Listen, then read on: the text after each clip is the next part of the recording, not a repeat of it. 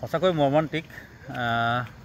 আমি একচুৱেলি মই কামৰ পৰা আহি পেলাই এনেকৈ বিচনাত শুবলৈ লৈছিলোঁ ভাতকেইটা খাই পেলাই, কিন্তু তেনেকুৱাতে এটা ডাঙৰকৈ শব্দ শুনিছোঁ। শব্দ শুনি ওলাই আহিছোঁ। ওলাই আহি দেখিলোঁ মোৰ ঘৰৰ সন্মুখতে বুলি ক'ব পাৰি, অকণমান ইফালে আহি দেখিছোঁ ৰাস্তাৰ দুইফাৰে মাছে জঁপিয়াই আছে, মানুহৰ চিঞৰ আৰ্তনাদ, আৰু তেনেকুৱাতে আমাৰ 2-4জন ভাইটি আহি পেলাই গাড়ীখনৰ পৰা জীৱিত অৱস্থাত 2জন মানুহ উদ্ধাৰ কৰিছে, তেওঁলোকক পঠিয়াই দিছে হস্পিটাললৈ 108 মাতি পেলাই, আৰু এজন এতিয়াও তেখেতক উলিয়াবৰ কাৰণে চেষ্টা কৰি থকা হৈছে। গাড়ীখনত পূৰা চেপা খাই আছে।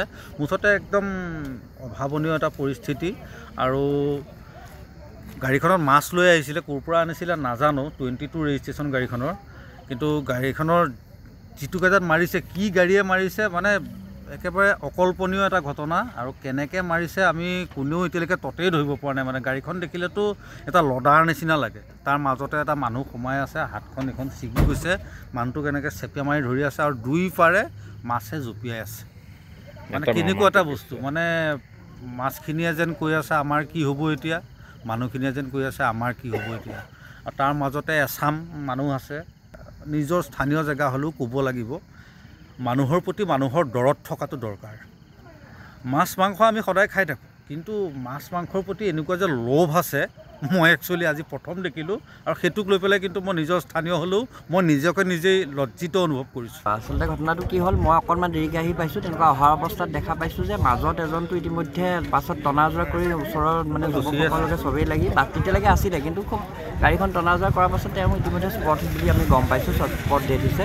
বাকী 2জন ইতিমধ্যে 108 ইনফৰ্ম কৰা হৈছে, 3খন 108 ইতিমধ্যে আহি পাইছিলে। আমাৰ স্থানীয় থানাতো জনোৱা হৈছে, তেওঁলোক ইতিমধ্যে কৰ্তব্যৰত অৱস্থাত আছেহি।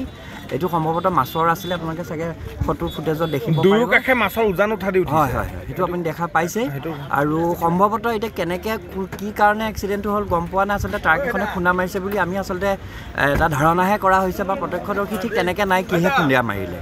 কিন্তু বিষয়টো হৈছে যে যথেষ্ট স্পৰ্শকাতৰ বিষয় যে আমাৰ এতিয়া ৰাষ্ট্ৰীয় ঘাইপথত এনেকুৱা ধৰণৰ এনেকুৱা ঘটনা এটা ঘটিছে। চাৰিওকাষত দোকান মানে ট্ৰাকবোৰ বিশেষকৈ ৰখি থকাটোত এটা আমি ভাবিছোঁ মানে।